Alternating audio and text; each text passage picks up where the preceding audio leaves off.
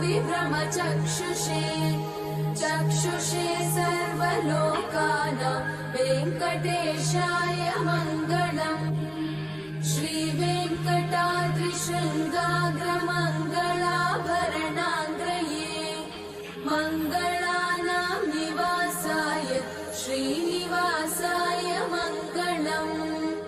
सर्वावयव सौन्दर्य सम्पदा सर्वचेतसां सदा सम्मोहनायास्तु वेङ्कटेशाय मङ्गलम्।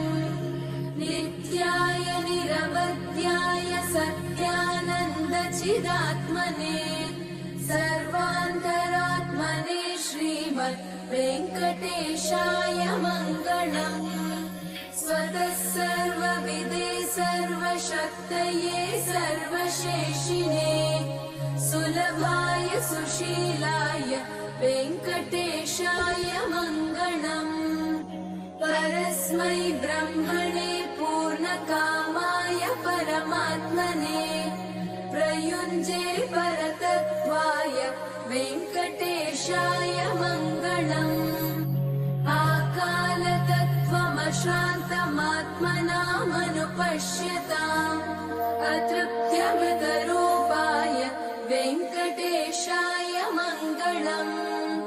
प्रायस्वचरणौ पुंसां शरण्यत्वेन पाणिना कृपया दिशते श्रीमद् वेङ्कटेशाय मङ्गलम्।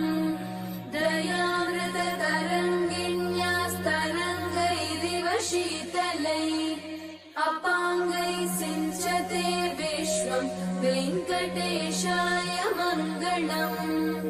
स्रग्भूषाम्बरहेतीनां सुषमावहमूर्तये सर्वातिशमनायास्तु वेङ्कटेशाय मङ्गलम्।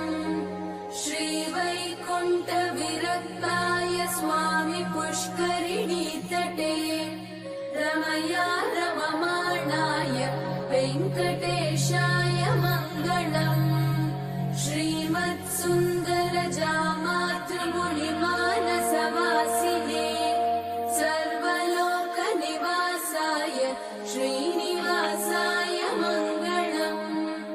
मङ्गलाशासनपरैर्मदाचार्यपुरोगमैः सर्वैश्च पूर्वैराचार्यैः सत्कृतायास्तु मङ्गलम्।